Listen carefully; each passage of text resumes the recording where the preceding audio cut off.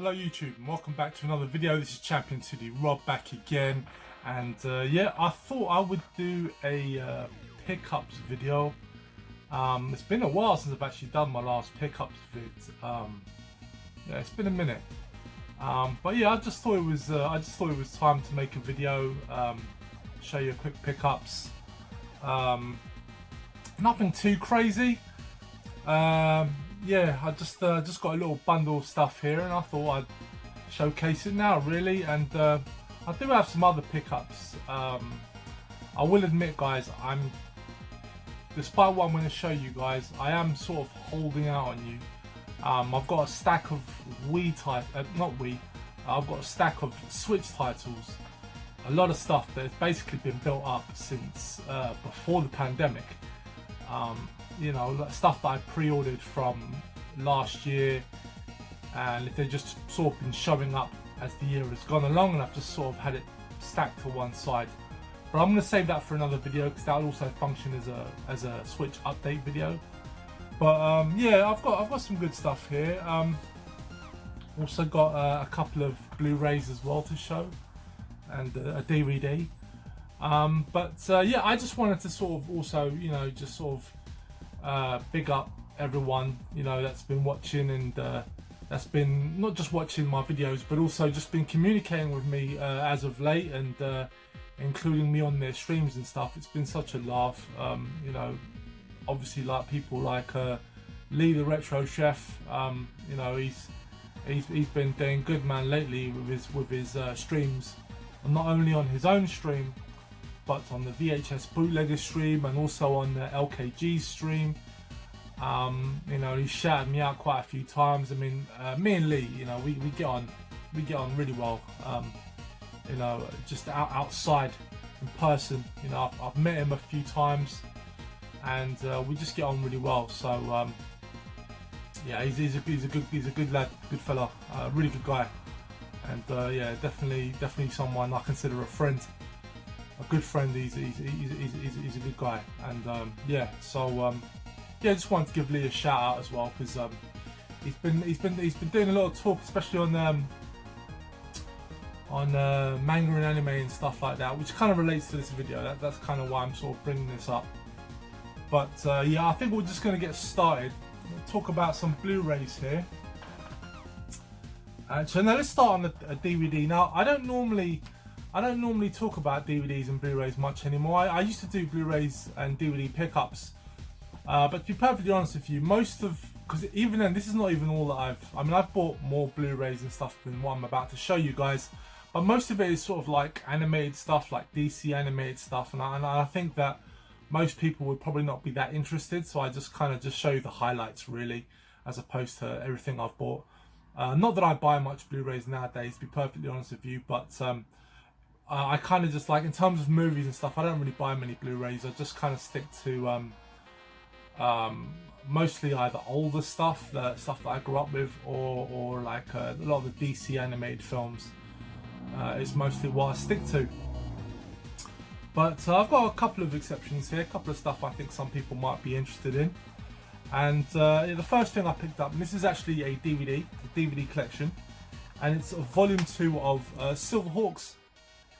And if you don't know about Silverhawks, this was a 80s cartoon that came out around the same time as Thundercats. In fact, it was made by the same people that did Thundercats, and it's actually voiced by a lot of the same cast as well.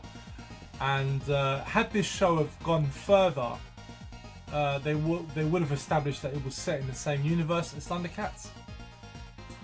Unfortunately, it didn't have a long lasting run. I mean, it did run to 65 episodes, which back then I suppose would have made it a good run, but it didn't really have no lasting appeal in terms of the culture. People don't remember it as fondly and stuff, but I do remember this show as a kid. I used to watch it on BBC One back in the day, and I don't think we ever got the full amount of episodes, because this is basically volume 2. This is the second set, so I already have volume 1. And yeah, it's just something that I kind of also like to collect. I mean, something that maybe some of you guys don't know. One of my side collections, I like to pick up a lot of 80s and 90s shows, cartoons, stuff mostly that I grew up with, not just stuff in general. So I've got a decent collection of just 80s and 90s cartoons, mostly 80s stuff, and this is just one I needed for the collection, and I had to import this. This was from the US. I think it is, I'm not sure if it's region 3. I'm assuming it's region 1. It might be region 3, but I think it might be region 1, which is okay for me because I've got a region 3 player. But yeah, it's a good one to have because yeah, I've got a lot of fun memories of the show. And the next film I've got is a Blu-ray. This is an animated film. So going back to what was saying when I was talking about Lee, Retro Chef. Now he actually mentioned he doesn't like this film that much, which absolutely boggles my mind because I think this film is fantastic. Now he prefers the original one that came out in the 1980s, and the film I'm talking about is Vampire Hunter D, Bloodlust. So this one came out in like 2001, and it was directed by the same guy that made Ninja Scroll, Cyber City 080, etc, etc, all those fantastic animes. And this one for me is no different. It's got the same animation style. It's fantastic. I absolutely love this one. And Lee was saying that he prefers the original one, the one that came out in the 1980s, and I love that one as well. I think it's fantastic. In fact, I've actually recently bought it on Blu-ray. It's currently on its way to me. It's a fantastic film as well, and this is basically like a different story because essentially Vampire Hunter D, unlike most animes which are sort of based on manga comics, the Vampire Hunter D stories are actually based on a bunch of books, some novels by this Japanese author, and you can actually buy the books here in the UK. They're available on Amazon. There's so many volumes. I think it's like over 30 of them, something like that. So each book tells a different story, and so this one is basically an adaptation of one of the books, or maybe a couple of the books, and the earlier one is also an adaptation of one of the books as well. And this is, for me, is an upgrade. I had this on DVD. I bought it way back in the day when it first came out, but I'd always wanted to buy the Blu-ray, and it's proven to be quite tricky and expensive. I had to try and bide my time till I sort of got it for a reasonable price. There's also a collector's editions available. I saw it on eBay, but it goes for like £50. It comes in a steelbook, I think, and also has like a production book or whatever. But nah, I thought about it, but nah, I decided to settle for the Blu-ray. But I really love this film, and I definitely recommend, if you're a fan of animes like Ninja Scroll and Cyber City, definitely check this one out. I mean, it's got that same animation style, and I really do enjoy this one. I think it's shocking that Lee don't like it as much as it surprises me. But you know what? To each their own. But yeah, it's a great movie. I enjoy this one. Okay, the last Blu-ray I want to talk about here, and this is one of those old school ones that I like to pick up, and it's one of those classic Van Damme films. And what I picked up was Lionheart. Now, back in the day, here in the UK, this was known as AWOL, which stood for Absent Without Leave, which I feel is the better title. But yeah, so this is basically Lionheart. This is the Spanish version, and it's Lionheart El Luchador, which is uncut. Now, there actually is a UK release, which I have right here. So this is the UK version. So they do have it listed here as AWOL, and underneath they've got it also known as Lionheart. And I actually bought this first, but when I watched it, I was disappointed, and the reason why was because the UK release is actually the American version of the film. It's the American print of the film. Now, why does that matter? Well, basically, this version is shorter than the one that we had here in the UK growing up. And back in the day, I had the VHS of AWOL, so I was used to the international cut, and I just assumed it was the same across the board. And when this came out you know, I was disappointed when I saw scenes that were missing. Now, there's nothing I would necessarily say that really kind of improved the film in any way. It's nothing really to do with that. I mean, you could buy this perfect. If you've got no memories of this film, you could buy this version and be perfectly fine with it. You're not. There's no fights cut out. None of the blood and gore. Not that there's any of that really, but they don't cut any of that out. It's more dialogue scenes that have been removed, have been trimmed. But for me, when I was a kid, I watched this film like so many times. Like, you don't even want to know how much I watched this movie. I mean, back when I was a kid, AWOL and Kickboxer, which was the other Van Damme movie, I got them like in a double tape. I used to watch those films religiously. I mean, I can't tell you how often I watched them. So I'm just super familiar with the flow of this movie, and for me, it was just really jarring to have to watch this movie and not just notice these scenes missing, because for me, it just kind of messes with the flow of the film. So I had to basically import this film. I actually bought it off Amazon Spain. There were copies in the UK from a UK seller on eBay, but the Spanish Amazon website was selling it for half the price. So I just opted to buy it from Amazon Spain, and it arrived like super quick. But there is a problem. Basically, while this does have the international cut, the print quality on this film is not very good. And I noticed that during certain sections of the movie, the picture becomes like really soft and sort of like you know, not blurry would be too extreme, but the image becomes very soft, and it's noticeable during certain moments. And you also notice the lighting sort of shifts during the scenes that were removed from the British release, the American version. So it's still not really a win. I mean, don't get me wrong, it's perfect. You can watch it, but you know, as a Blu-ray, it's piss poor. It looks like someone like fan edited this together, and it just doesn't look that great.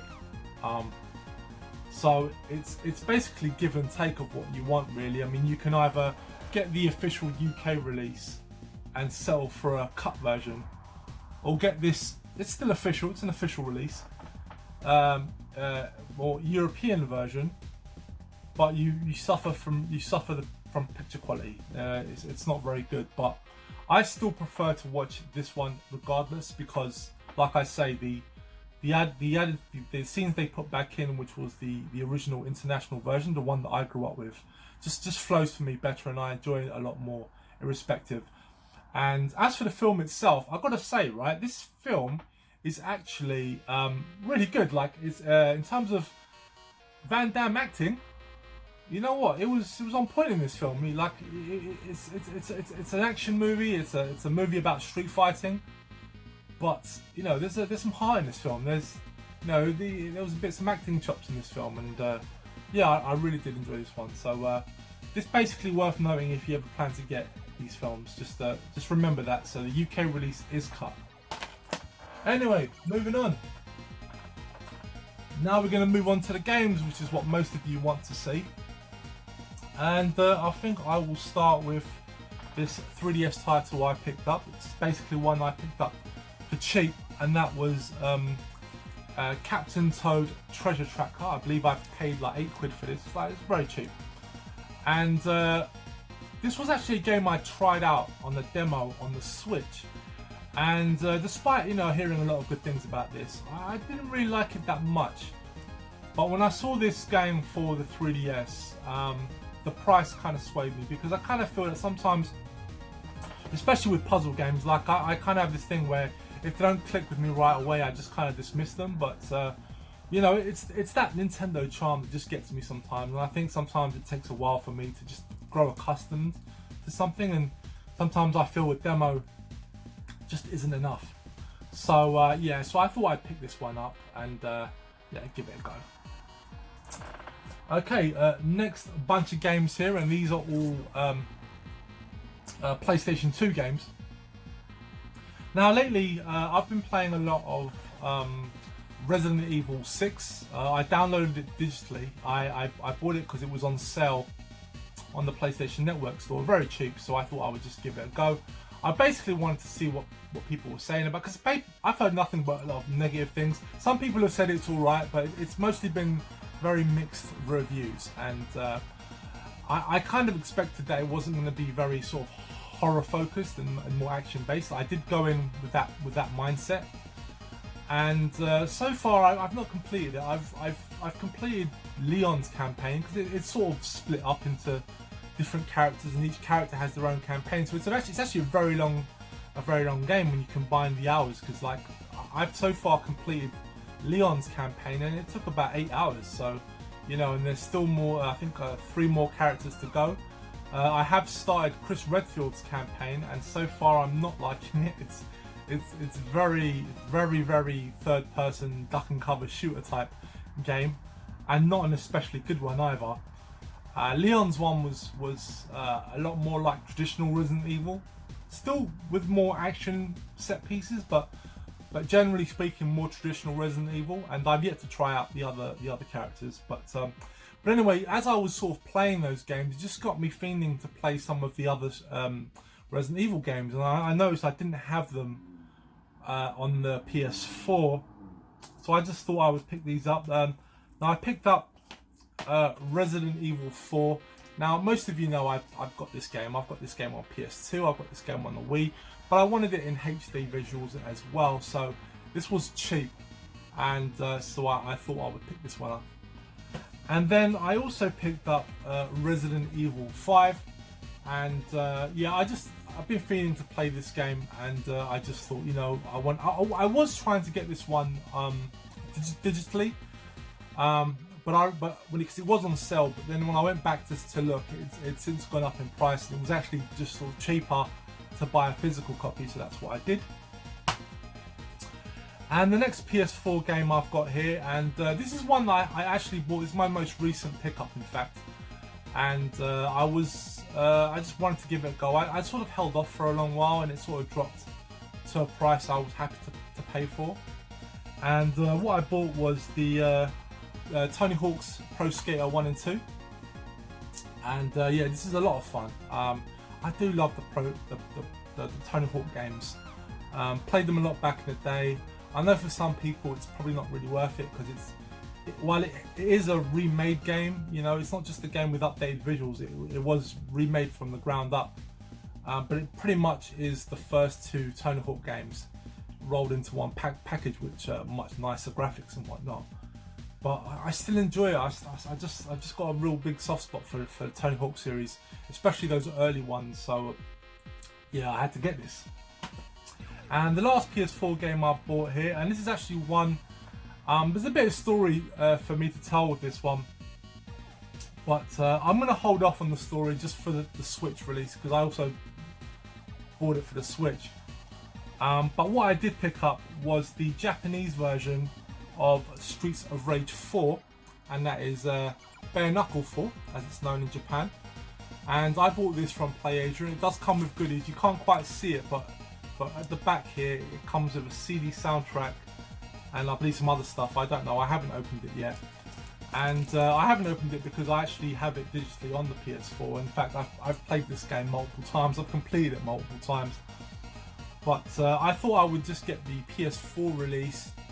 I guess the idea was just to future-proof myself. I wasn't too sure if my download would carry over to PS5 or whatnot, so I figured I would just get this and hold on to it. But yeah, I do love the artwork on this one. It was just nice to have a variation.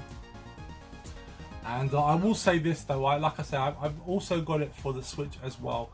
And I'm not normally one for buying multiple copies of the same game. I really don't do that, but for the Streets of Rage series, I just make an exception, because I honestly, I just really enjoy them. So I just thought I would invest in this one. Okay, so lastly, I've got a couple of more retro inspired titles here. Nothing too crazy, but I thought I would share anyway. The first one here is a Game Gear game.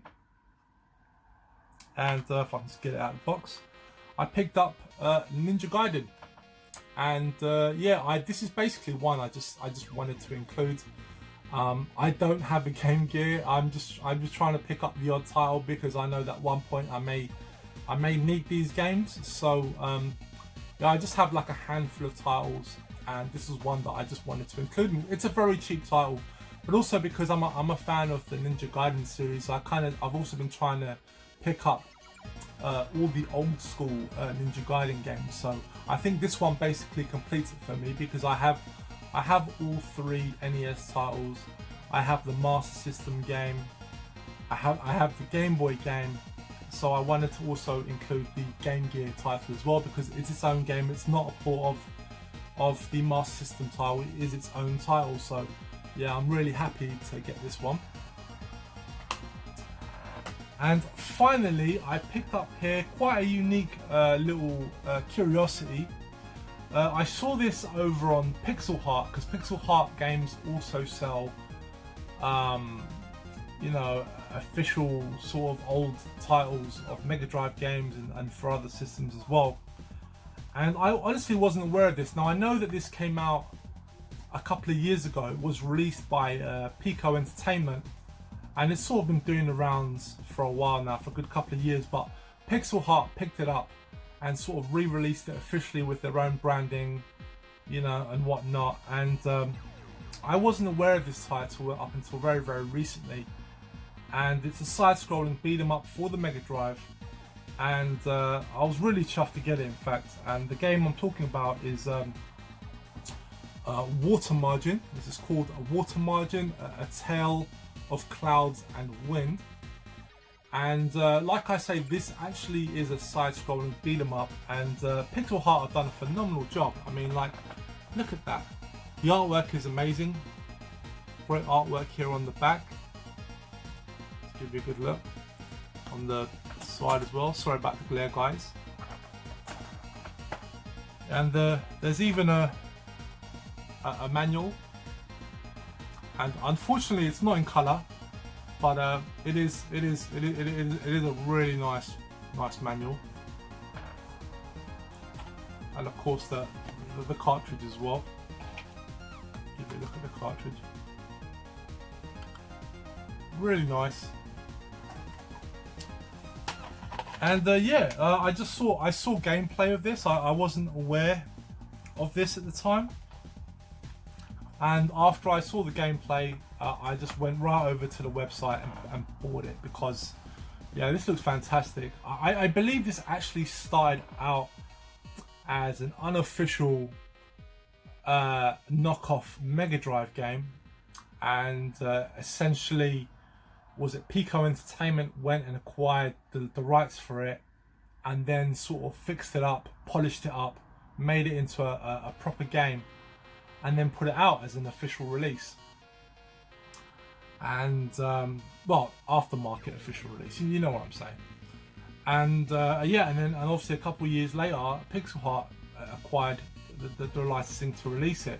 And I believe, according to the Pixel Heart website, there was only 100 copies of this made as physical. And there's also another beat 'em up as well. I forgot what it's called now, but it got really bad reviews, so I decided to leave that one alone. But this one got really good reviews. A lot of people seem to really rate this one. So, and you know me, guys, you know, it's a side-scrolling beat 'em up. Especially, I mean, I'm not going to waste my money on ones that I know are going to be absolute dog shit. But if it's halfway decent, I'll pick it up. So yeah, really chuffed to get this one. Unfortunately, though, there is a bit of a sad note to end on here. Most of you know that I use a Analogue's Mega SG to play my Mega Drive games and Genesis games. It's just more convenient because obviously the HDMI output, it's region free, etc, etc. But when I went to go put on Water Margin, I experienced some technical difficulties with my Mega SG, and I don't know what's going on. And I'm really upset because not only is it an expensive system, it's not something I can just switch out or whatnot. And I'm just not too sure what's wrong with it because I just turned it on, and the system turns on, but I was getting no picture, no sound, no picture. So I thought, okay, maybe it's an issue with the HDMI cables. Switched them out, same issue. I thought it might have been the HDMI socket on my TV.